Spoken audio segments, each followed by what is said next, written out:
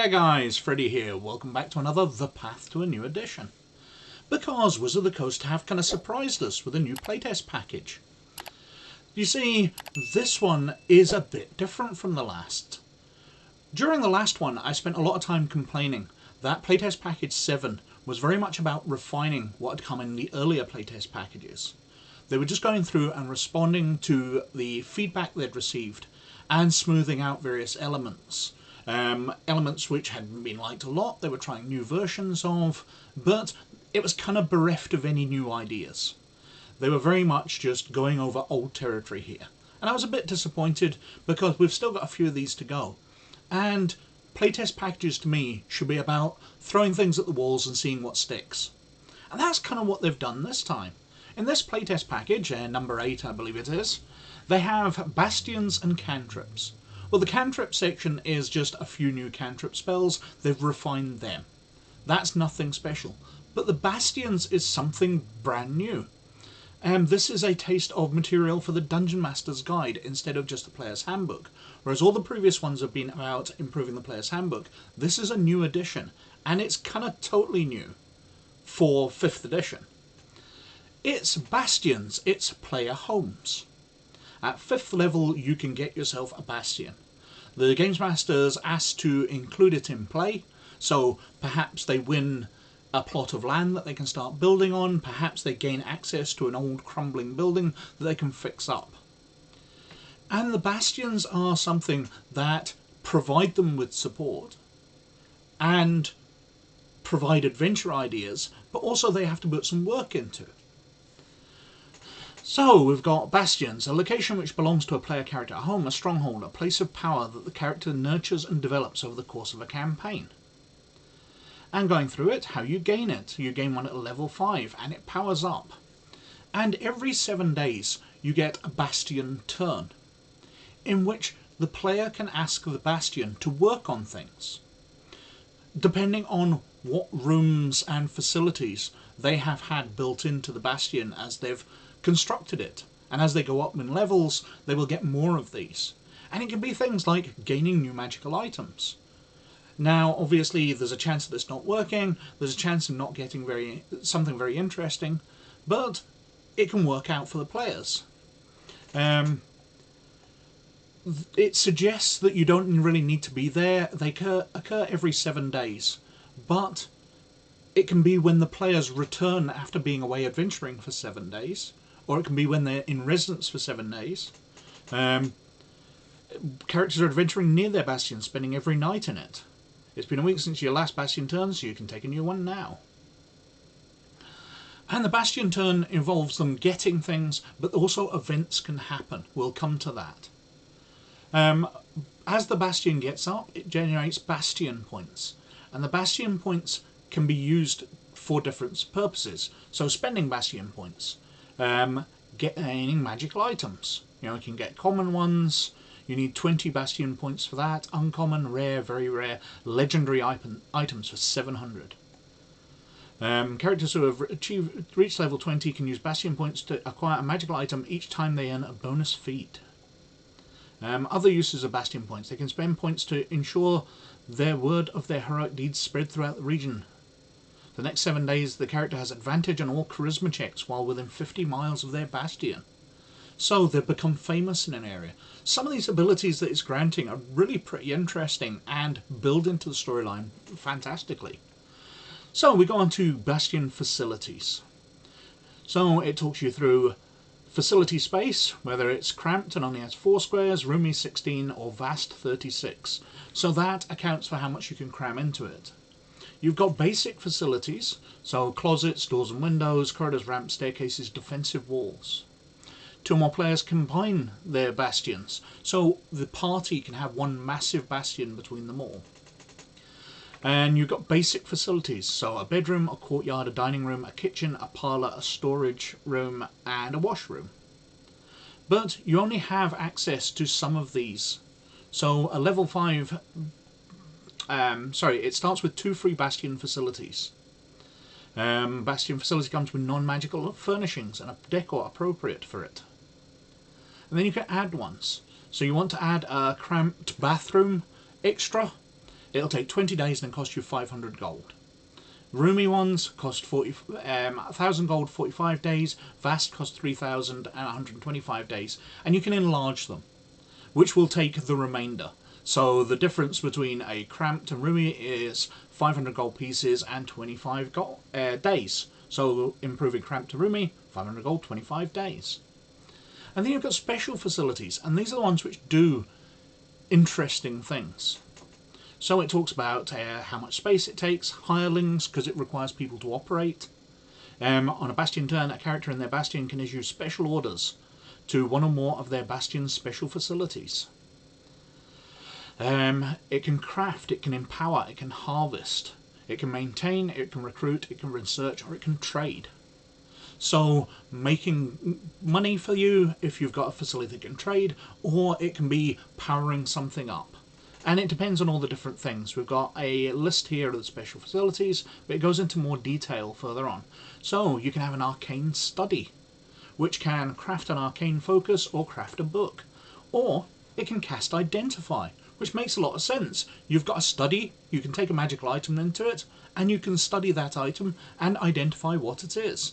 It makes a lot more sense for characters who don't have the spell identify to gain access to it, because they have facilities, they're looking it up, they're examining it, they're reading up on this item and gaining the ability to learn what it is. We've got archives, which gain you access to different codices, which give you advantage on intelligence arcana checks when you take the study action to recall lore about spells, magic items, eldritch symbols, and so on. Advantage on history, intelligence investigation, intelligence nature, intelligence religion. You can enlarge it to gain more books.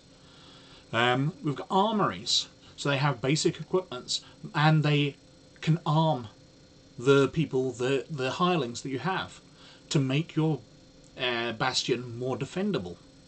So we've got barracks, which you can have up to 4 bastion defenders in each barrack. Now you can enlarge it to up to 25 bastion defenders. There's a demi-plane. So you've got a doorway in your bastion which leads to a small dimensional room which you can use to fabricate items, but you're scry-proof within this. You can have private meetings or whatever. There's a gaming hall where you can have a casino running within your bastion and you can make profits out of it. Now this one kind of confused me because the name Bastion makes me think of a fortress which your fighter paladin is going to have. But, of course, bastions are for all players, so it's quite possible that your thief will be owning part of a bastion or owning their own bastion, and they'll want to have a gambling den in it, because it suits their character more. It's well thought out. What else we got? We've got a garden, which can provide you with herbs, which can make medicinal uses or poisons. The herbs will allow you to create a potion of healing, antitoxin, or 1 vial of basic poison. You can of course extend it. There's a greenhouse which gives you healing herbs or poison. A guild hall which allows you to recruit other adventurers and send them out on missions. So you can have the Adventurers Guild where they go out and fight a creature. And you'll gain that in your trophy room if you've got one. You can send thieves out if you've got a Thieves Guild to go and rob things, but that might lead to repercussions as people will be like, oh, those thieves came from that bastion, attack. A laboratory can craft liquid concoctions, poisons, potions. We've got a library, which, does it give you advantage on researching? It doesn't really say. You can get a hireling to do research for you. Meditation chamber, which allows you to have fortify self. You leave the bastion during this time, you gain no benefit. Otherwise, at the end of the 7th day, you gain advantage on 2 kinds of saving throws for the next 7 days. And you roll randomly to discover what those saving throws are. There's a menagerie where you can have different types of animal in it, of different power levels. An observatory. You can have a pub where you can get access to different special beers. A reliquary.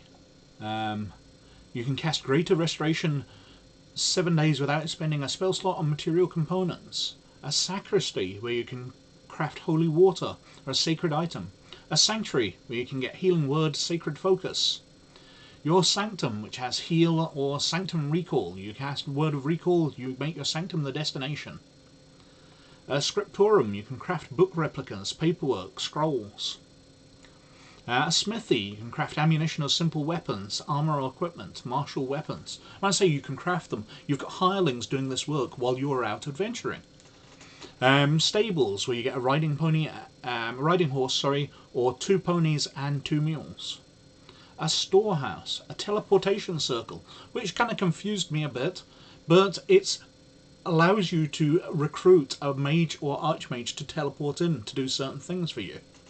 We've got a theatre, a training area, where you can train with things. Once per turn you can take damage from an attack made with an unarmed weapon or strike. You reduce this damage 1d4, provided you don't have the incapacitated condition, because you've got an expert trainer, a battle expert, a skills expert, where you gain proficiency in one of those skills. Gain proficiency with a musical instrument or tool of your choice. Unarmed combat expert, when you use unarmed strike to damage a target, the damage deals an extra 1d4 damage. A weapon expert, choose a simple or martial weapon. If you aren't proficient, you gain proficiency. If you're already proficiency, you can use its mastery property for the next 7 days. We've got trophy rooms, so you get to research lore, trinket trophies, sorry. We've got a war room, so you can recruit lieutenants and soldiers, and a workshop, where you can get craft items in it.